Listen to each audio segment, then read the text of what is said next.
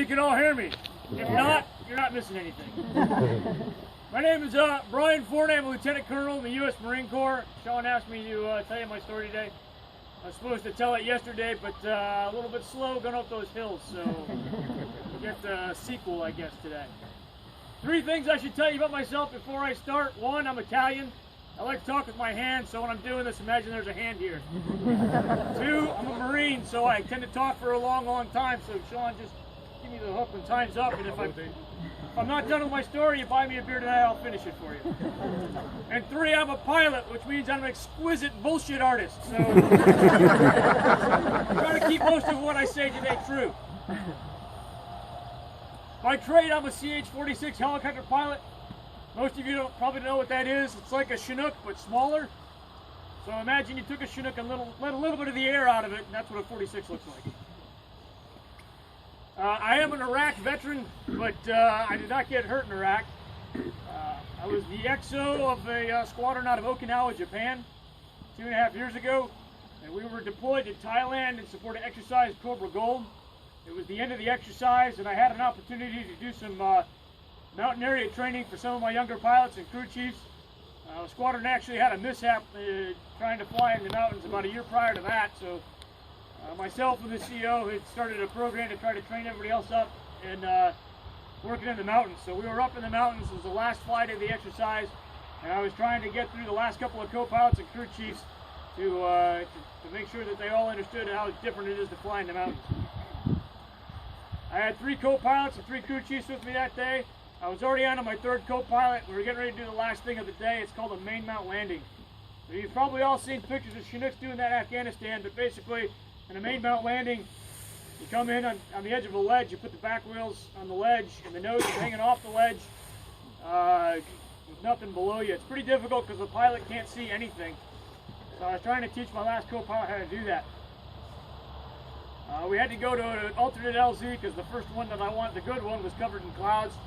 I went to an alternate that we'd never used before, did a low pass over it, thought it looked okay, came in, set up for a good landing. It was a beautiful approach, if I say so myself. We got in over the LZ right where we wanted to be. The crew chiefs in the back cleared us for all the obstacles, and then as we were about to touch down, the right side crew chief called me to come left a little bit because he saw a crevice in the rock. He didn't want the wheel to go in. Unfortunately, that 15-foot slide to the left put a tree that we lost track of back underneath the rotor arc. As soon as I set the back wheels down on the ledge and took the power off, the blades came down a little bit, and one of the aft rotor blades hit a tree about 18 inches from the top, or 2 feet from the top of the tree, and it did take out the tree, but it broke the spine of the rotor blade about 7 feet in from the tip. So imagine you put your tennis shoes in the washing machine, you get it going as fast as you can, and you sit on that thing. That's what that helicopter feels like when one of the rotor blades is gone because it's out of balance. Normally in that situation, you just shut it down and ride it out. I couldn't do that because there's a 4,000-foot drop to the right, to the left. I don't even know what was in front of me because I couldn't see it.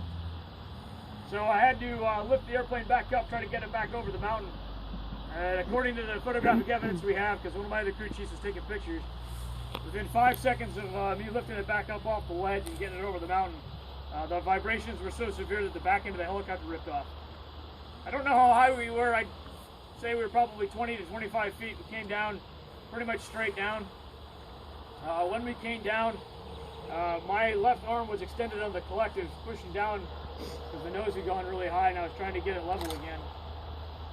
So when we hit, all that force basically went up through my left arm and shattered it.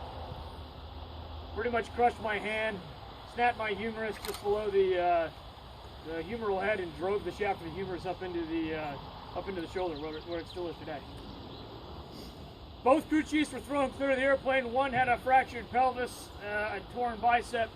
The other one luckily only had 2 stitches, which is good. My co-pilot was knocked unconscious. She came to pretty quick and was able to undo her harness, but she couldn't open her door. So that crew chief who wasn't hurt too bad came over to her door, popped her door, pulled her out, and then tried to work his way over to my side. My door was up against the rock outcropping. He couldn't get to my door. So he went and tried around looking for me. Meanwhile, inside I was popping my harness, trying to get out, because the way the cockpit got crushed, and damage to my arm. I really couldn't get out.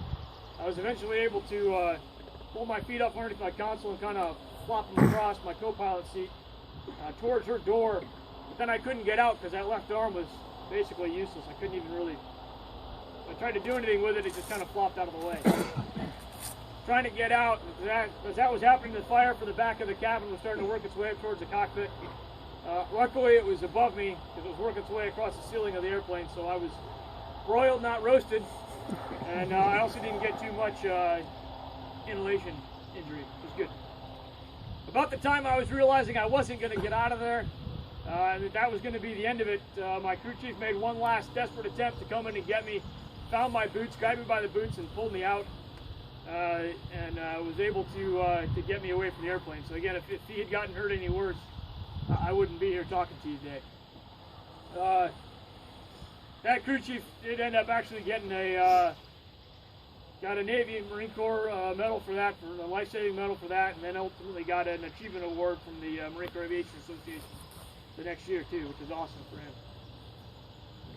him. Unfortunately for us, we were a single ship. We're sitting out there on top of this mountain by ourselves, no other aircraft in the area. Nobody really knew where exactly we were. About that time, they just knew that we were late. We hadn't shown up back at base. There was a C-130 up above that picked up our emergency transmissions and started calling, trying to get airplanes out.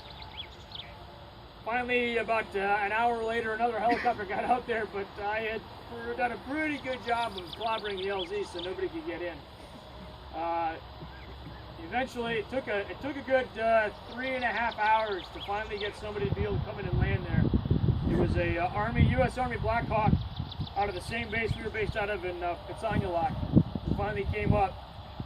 Now, it's bad enough that I had to be saved by a guy from the Army. But to make it worse, he had to do the most amazing thing I've ever seen in a helicopter, just to rub it in. He came into that LZ and he put his right main wheel on the ledge, and that was it. The rest of the helicopter was off the ledge as he offloaded all of his all the medics and the flight doc that he brought up the mountain with him. I actually got an opportunity to meet that guy about 1.5 years after I got hurt. He told me that after he did that, he got the wheel on the main mount on the ledge and started offloading those guys. He asked his crew chief, "Are they all off yet?" He's like, "Oh, almost off." So he's like, "Better tell him to hurry up because this is not going to last much longer." And he went to the overhead and said it was the only time he's ever taken back off from the landing, gone to the overhead and started praying because he didn't think he'd be able to do it again. He did it 4 more times to get myself and my co-pilot off, and then go back for my crew chiefs, and then go back for the rest of my crew and his guys. So, pretty phenomenal guy. That guy's one of my heroes, obviously, along with my crew chief. Got medevac back down to Pitsanulok. They put me into a small local Thai hospital, and that scared the crap out of me. I'm not going to lie to you. I'll cut out a few of the funny stories from that. I can tell you later maybe, but long story short, they medevac me down to Bangkok.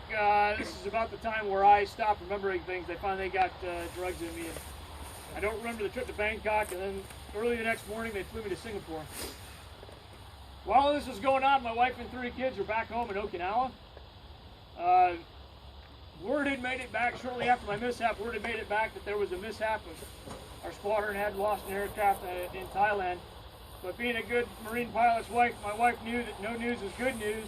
And if I hadn't called her to tell her what was going on, or she hadn't heard anything yet, that meant that I was probably just busy responding to the mishap. So she was praying that I wasn't involved. About 8:30 that night, my CO called her and told her that I had been in a mishap, and he had seen me, and that I wasn't doing too good. They really didn't think I was going to make it out of Singapore.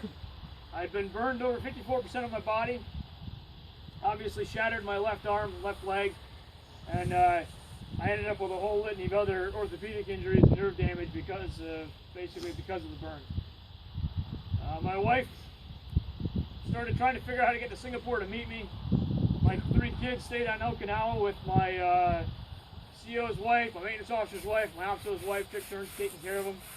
Wife flew to Singapore, met me there. I don't remember any of that. And then about 2 days later, a C-17 out of Hickam with an Aero medevac crew out of Okinawa, and the burn flight team out of San Antonio all converged in Singapore. Picked me and my wife up, loaded me on a C-17, and took a nice, leisurely 19-hour flight back to San Antonio. I'm told it's the longest ever medevac flight in history. So they almost didn't break the record though, because I started crashing just off the west coast of California, and they thought they were going to have to divert into San Francisco, but I stabilized, and they got me into San Antonio on the 24th of February 2013 into the burn center. And that started my recovery. 3 months in the burn ICU with my wife by my side. My kids were up in Connecticut with her parents. My mom and baby sister had flown to Okinawa and picked them up and flown them back to my in-laws. So I went, in addition to the month and a half I'd already been deployed, I went another 3 months without seeing my kids. So they knew that I was hurt and really didn't understand what that meant. Didn't really have any pictures. Wife didn't want to show any pictures of what it looked like. I was pretty homely. So 3 months in the ICU. During that time, they started doing all the debridement stuff, started to do all the grafts to cover my open wounds. They took the gastrocnemius muscles out of my left leg, my lower legs, the calf muscle, cut them at the Achilles tendon and flipped them up over the knees so that there'd be tissue so the skin could go over my knees. One of those heads died on the left side, so they took the third head. So I've got no gastrocnemius on the left and only a third of the gastrocnemius on my right. Somewhere in there, one of the surgeries, my left patella had been burned really bad and it shattered, so they took it out. I have no left patella, that's why I wear this brace. And then nerve damage, I can't control my ankles very well, so that's why I wear these Adeo braces on my feet. So 3 months in ICU, 2 months in the step-down ward. After that, 5 months later, they discharged me from the hospital because I was all ready to go. I had spent about 3 weeks teaching my wife how to do all my wound care. It seemed very simple in the hospital. We got home, 3 kids, my wife and me. So we put the kids to bed. Well, my wife would put the kids to bed at night. I would watch in my power chair. And then we would start the process of doing all my wound care and shower and everything. When we first started out, I still had a whole bunch of open wounds. She had to do about 5 hours of shower and wound care on me after the kids went to bed. So that would take us usually till about 12:30 in the morning, and then she'd be up cleaning up, put me to bed, then clean up from all that mess, and she would make it into bed about 2 o'clock in the morning, and she would be up at 6 the next morning with the kids. She did that for like 3 straight months. Started getting faster and faster as more of my wounds closed up and I was getting in better shape and got a little more independent, but pretty much for 3 months that was her life. She did a heck of a lot more work than I did in the first phase of this injury. She used to tell me to keep fighting and keep working hard to recover. I would look at her and go, I'm just lying here. I'm not responsible for nothing. You're the one doing all the work. Through all of that, I've had obviously a whole bunch of surgeries. I'm 40-something. And as I got outpatient, I went into what we call the Burn Center's rehab gym, which was great. Great people, great staff, wonderful people. But for any of my comrades in arms here who have ever been in a rehab facility with civilians, it's just not the same. Nothing against civilians. Serious. Nothing against it, but there's just something different about being with a group of guys who are in the military with that kind of shared experience. And so when I finally got the opportunity to go to the Center of the Intrepid, which is kind of like our Headley Center, it was a real game changer for me. It really turned the corner. That was where I got in with a bunch of guys who were like me, military guys. We could yell at each other, we could make fun of each other. It was okay.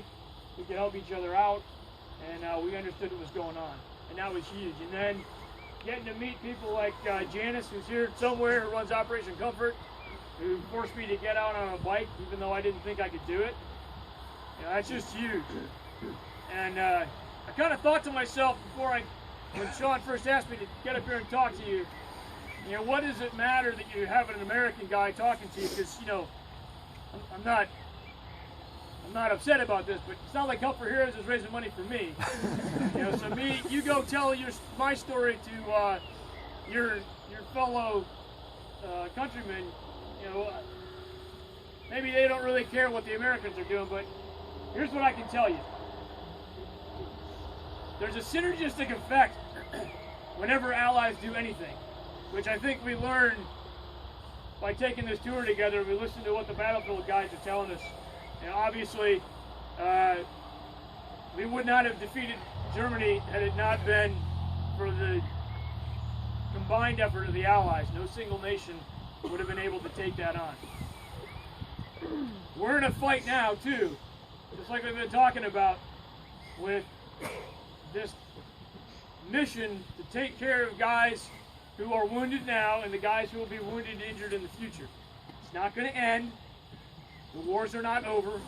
The war in Afghanistan is not over, nor is the war in Iraq over. We've just decided to quit trying. That doesn't mean we're done with the war. While we were here, we just decided to spend another 450 guys to Iraq. They're not combat troops. Sure. As a quick aside, there's nothing more heartwarming than sitting in a desert somewhere surrounded by bad guys wearing boots and listening to your commander-in-chief tell the American public that there are no boots on the ground where you're sitting. But I digress.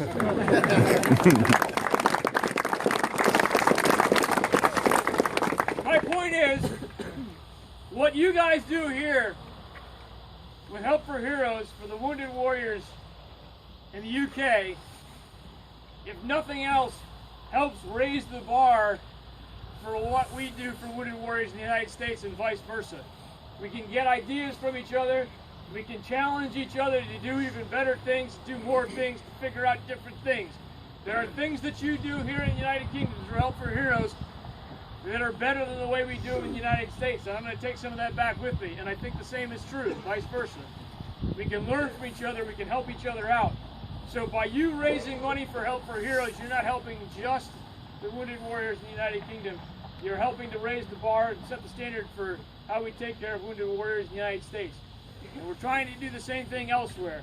My physical therapist is in the Republic of Georgia right now, trying to teach them better ways to take care of their Wounded Warriors. So we need to keep this effort going. What you guys are doing is an amazing thing. And it has a huge impact. And it is an absolute necessity. Because I'm not dying anytime soon. And I'm going to need help the rest of my life. So I'm hoping I'm going to keep you on the hook for, I don't know, at least the next 70 years. Deal? Deal. Good.